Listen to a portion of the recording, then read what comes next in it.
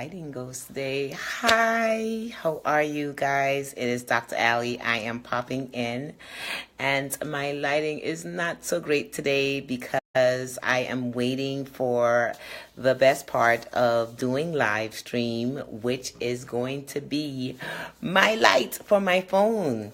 I just ordered it, so it's going to be coming. I should have it by tomorrow. So you're just going to have to work with what I have. So hi, everyone. My name is Dr. Alicia Griffith. I am your autism mom, communication coach. I came in for 7 days of amazing giftmas. I had such an exciting morning. Started this morning first by taking Zachary in for his Subway Sleuths program. For those who don't know, Zachary is my personal amazing gift. And he is here basically helping me to learn different tips, tricks to use that I learned in school, I learned in academics, I've learned with so many other clients, but I love using a lot of the tips and tricks I've learned and now apply naturally with him, because he pretty much lets me know what works and what doesn't work, besides my clients that I work with. So this morning we went to Subway Sleuths, straight into martial arts. So as you can see, I still have on my So Smart Kids shirt. Came straight in. Hi, Caitlin. How are you? Thanks for joining. And I just wanted to make sure I honor our time by being here at 4 p.m. Eastern Standard Time, just to share with you some tips and tricks that you can add to your fun kit. So by now, what I want you guys to do as you're entering is press that little button at the bottom. It's that share button right there. Press it and just share it with your followers so they can also create this fun kit that we're making for the holidays. For some of you guys who are coming in, just let me know where you're coming from and if you have ever made a fun kit before. If you have, then share some of your ideas as I'm talking. If you haven't, now is a perfect time. A language is fun, communication fun kit usually is something that we can use during the holidays where we take off all the devices. Hi, Kaisha, thanks for joining. We take off all of our devices and we move towards using things that are in our home to promote more language.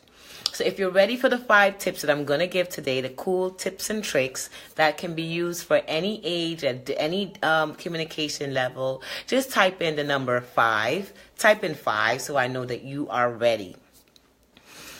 Type in the number 5 as I get my notes together to make sure I give you guys some really juicy 5, because I can go on and on, but I wanted to make sure that I was pretty much concentrated into giving you the ones that are juicy and gives you immediate results.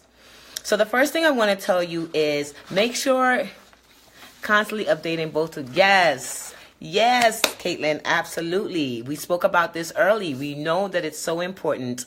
We'll constantly have to, and this is why it's not just one time made. It's always constantly redoing it. So the first key thing to have for our fun kit is we must have a specific quiet area. We got to have a place that we know is our designated fun area. Yes, I spoke to you guys about making it part of your everyday routine, but we also have to have a fun area. Why a fun area? So that they know when you get the fun kit, like when I go for therapy or when I'm helping or coaching moms and I walk in, they already know that I'm the fun lady because I walk with my bag of tricks. They already know what the bag looks like. I always make sure I have a designated area. Why is it important to have a designated area? Because this now is the place where we know we're going to have fun, where we get to do certain things that doesn't include any devices, but really is hands-on. So if you have a corner in your home, a corner in the kitchen, a corner wherever, even in the bedroom, just call that your fun zone, right? AKA the fun zone. So that's the first trick tip is to have a designated area that's going to be the place where you're going to use when it's your toolkit time. So everybody type in 1, have a designated area. Very important, right? The second thing we want to do is we want to make sure that we are using things that are part of their everyday routine. So if we're using toys, if we're using objects, if we're using toothbrushes, if we're using clothing, whatever it is, it has to be kind of part of their basic care routine. have something inclusive of that. So 3 main things that I know that are always part of, well, there's so many, there's like 5, but I'm going to give you 3. Okay, there's always an eating routine, right? Because your child have to have breakfast, lunch, and dinner. So with eating, there's always plates, spoons, cups. Those are things you want to make sure. Hey, see, Caitlin is one of my Ignite Your Amazing Moms. She's been with me since I've started coaching on the other side, which is my Accept Autism Fest group. So she's already got this down packed. I'm so glad you can join us because you can share with some of the other moms some of the things that we've spoke, learned, and developed along the times. The first key area, yes, have your designated area. The second thing is you want to include things that are part of your basic care routines. Type in basic care routines. What that's going to be, if you want to include dining, it has to have some plates, forks, or cups, utensils, napkins, if you're doing dining as one, right? If you want to do dressing, then you're going to have some things that include some things like hats and scarves and gloves and pants and shirts. Those can be part of your fun kit. Why? Because these are part of the dressing routines. You always have to put on your clothes. You always have to take off your clothes. So these are some part of just using natural things. Another basic care routine that we're going to do besides eating, sleeping, is making sure that we have brushing our teeth. Toothbrushing, that's also another basic care, right? On washing our face, which is getting up in the morning before we go to bed. So you can have some toothbrushes in there. And I know toothbrushing is one of the sensitive areas for some of our kids on the spectrum. Yes. If any of you guys had any issues or any challenges with toothbrushing, because we know our kids are very sensitive to anything in their mouth. Some of our kids. So throw that into your fun kit. You know, you want to throw some musical toothbrushes, some blinking, lighting toothbrushes, toothbrushes with soft brushes, toothbrushes with hard brushes. Even if you're going to pretend just to brush their favorite toy's tooth, throw it in there, because that's going to be part of our fun kit, because we're now moving it from something that we don't like into something that's part of the fun kit. We're not working on them brushing their teeth yet, especially if they have an aversion to it. We're just working on throwing it in there and making some fun things with it. We're going to have them brush the car, brush the doll, brush the characters in the storybooks, brush their teeth. All of that is part of getting them used to the brushing concept. Also, it's a daily care routine. Also, here comes language. We express to them brushing right to left, brushing up and down. There we go.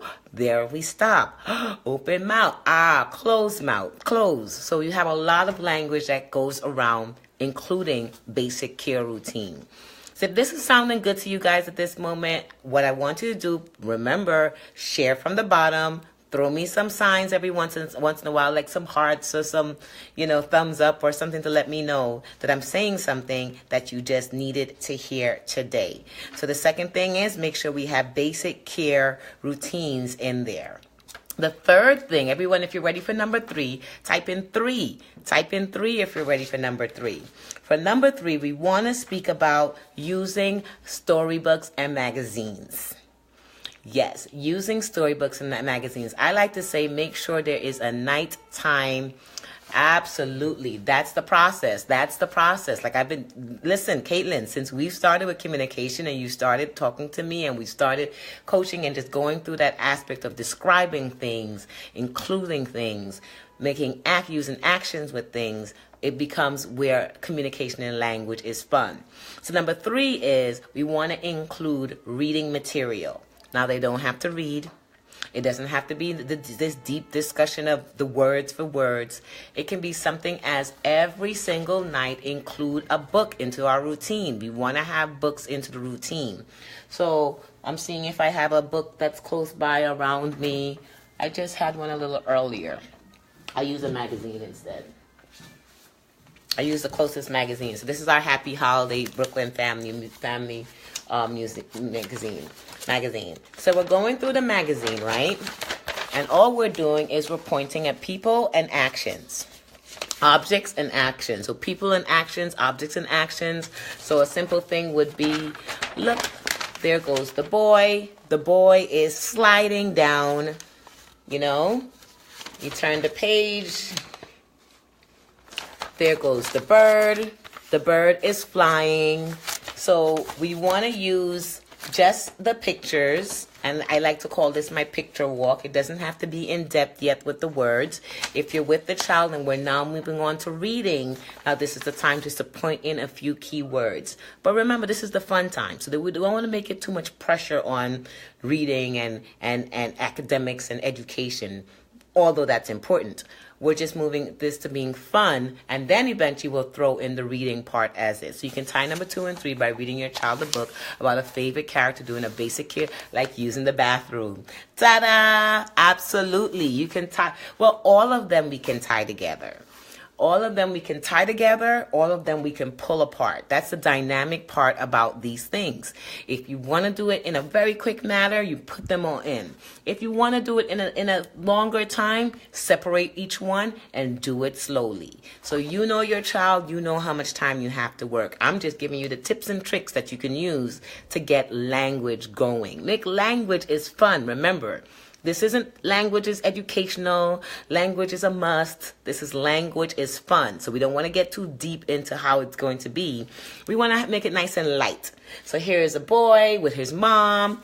There goes the boy and his mom, and they have a gift. Oh, wow. He kissed his mom on the cheek. Simple. And you move on.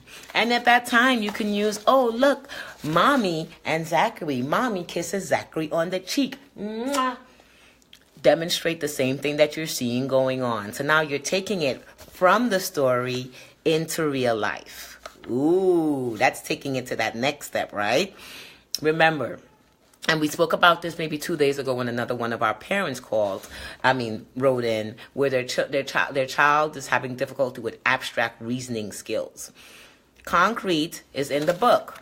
Abstract is for them now understanding how it is that we're using from the picture, now bring it into real life.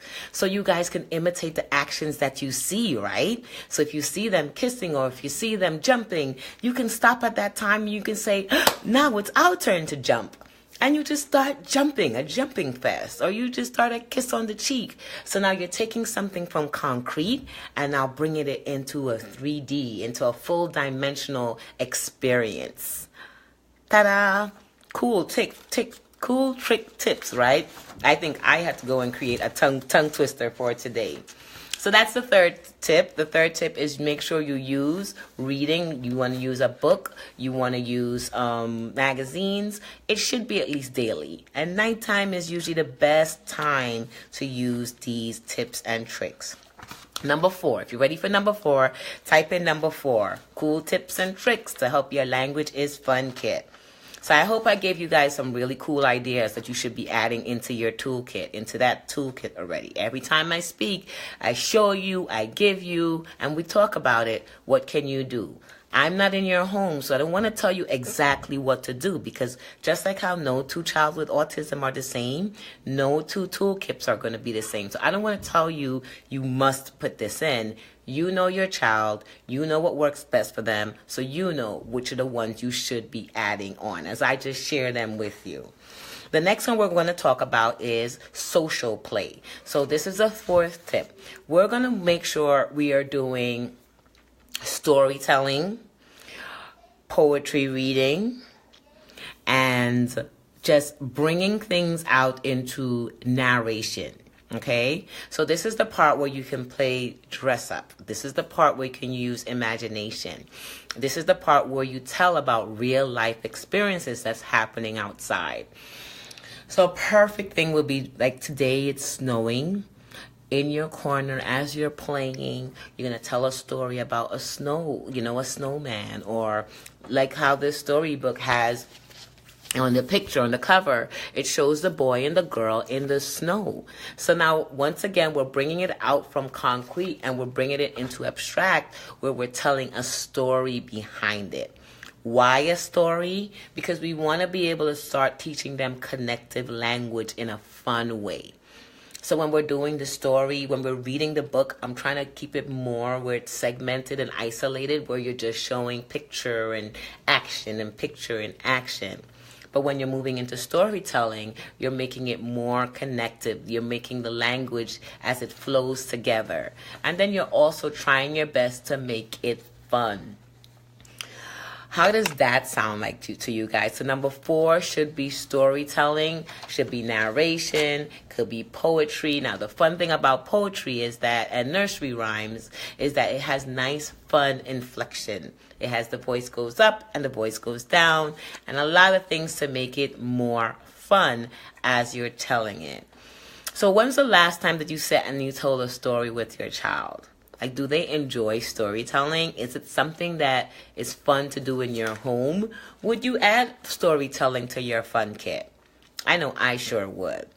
This is the time when I want to see you guys start really putting these things into play and definitely get it into that story, that toy kit, that fun kit. All right. Create a story about him not liking snow, using his toys and his voice. Yes, absolutely. Put it together. Snow is so much fun. I love story with snows because you get to do the animation, the action, all of it together blends into one. All right, so our last thing, number 5. If you're ready for number 5, do that with Lucas daily to help him deal with social situations. Yes, love it. Number 5. This is the last thing that I'm going to tell you for your cool tips and tricks. Whew, are you ready for number 5? Just type in number 5 if you're ready. So you want to include some common objects that's around the home. So in our toolkit should definitely have some vehicles. It should definitely have some boats. It should have some cars, some trains, whichever one. You want to make sure you have some vehicles. These are now very important specific things. You want to make sure you have some people, little amateur people, because this is how we're going to demonstrate what's going on in the story, in whatever you're doing. You want to have some animals, some anything, whether it's picture cutouts of animals or if it's pretend things of animals. So you're going to have people, you're going to have animals, you're going to have vehicles, and the last thing you want to try and add is try and include some foods or the toys or plates or anything that's going to revolve around eating. Okay? So I'm giving you some concrete things to include into your tool fun kit. The reason why you want to do this, and this is why you can swap off. So don't try and put all of the vehicles at one time. Let's start off with one set. So let's do just cars 1 week. So over the holidays, you'll just focus on cars just for 1 week. And then the next week, you can focus on boats. And then the following week, you can focus on airplanes or things that go in the air. And the reason why we're doing this is because there's so many actions that can go behind the different types of transportation, because most of the times they have to go. They go under. They have people inside. The people go around. The people go on top. The people come inside. There's so much that we can do that includes using vehicles, using people, using foods like we mentioned before, and then using other concrete objects that are just part of everyday type of things that they will see. The fun part to do, I love buses, by the way. I'm a queen of bus because most of our kids are going to get on a bus, get around the bus, go near a bus, sing about a bus. The school buses are always fun. Buses and trains, but I like buses, especially at the younger ages. Why? It's because it's a perfect time to include the wheels of the bus. It's a perfect time to speak about getting on the bus. It's a perfect time for getting them ready for school, talking about school routines, talking about our teachers at school, talking about the rules at school. So much language can happen with a school bus. So those are some of my cool tips and tricks. Oh, I forgot. I'm going to give you a bonus. And of course, I don't have it close to me. My third bonus is I always have to have bubbles. I love bubbles. Who out here loves bubbles? What kid does not like bubbles? I have not met a child that don't like bubbles yet. Bubbles is a must for a fun kid. Why? Because at any times, you take out the bubble and you blow. Now, blowing is perfect, and it's a wonderful exercise for oral motor skills. Making that O sound, breathing, breathe in, breathe out. It's great for pop, pop, pop, which is another bilabial where you have to close your mouth and release it. Pop, pop, pop. It's fun to watch. You pop it with your finger, you take turns, and it's cheap. It's like almost like less than $1. You can get less than $1 and have bubbles around. And it's a great time for, let's have bubble play. Plus, you could also make bubbles. Like, push comes to shove, make bubbles, right? So that's my bonus for the day. Those are just 5 cool tips and tricks that you must add into your fun kit so that language can be fun in your home. Did you like some of what I said? Please let me know. Let some emojis. Tell me which one are you definitely going to include in your fun kit. Is it going to be making sure that we have fun things involved? Is it going to make sure that we have our objects, our common objects inside? Are we going to have our basic care routines? Are we going to make sure we have our specific corner that we have to sit in? How about some stories or magazines? Are they going to be part of it?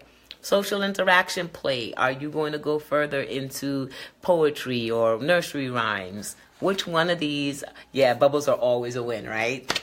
See, we don't think about sometimes the simplest things, and this is what I wanted these 7 days to be all about.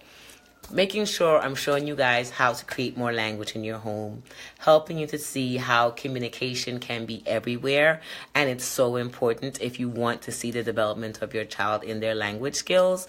And then we could then move further into other things when you have specific questions. And of course, you can always set up that one-on-one time where you can work with me individually, and then we can really go further into how to help them specifically, because each child is different and they move at different levels.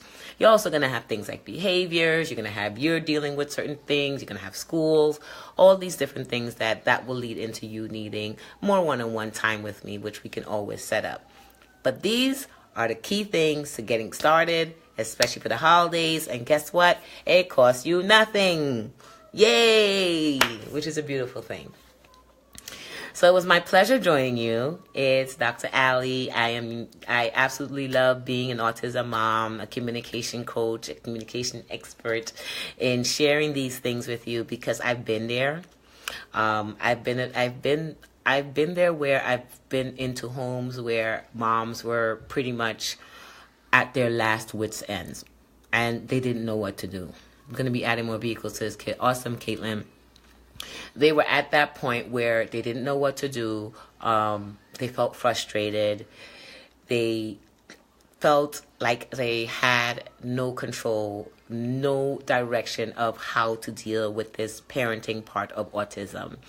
And thank you, Caitlin. I appreciate you.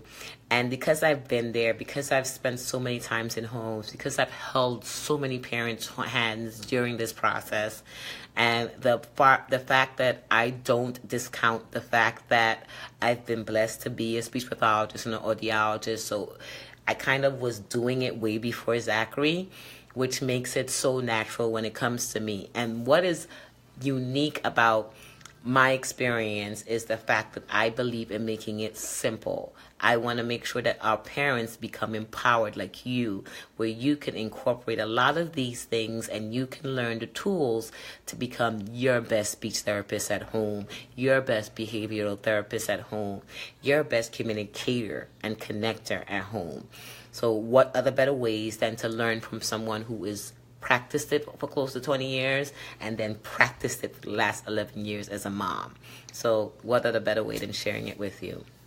I'm excited because my second book, my second edition of Amazing Gift will be coming out in a few days. I'm getting ready to launch it in another 2 to 3 days. I think I'm going to launch it on day 7.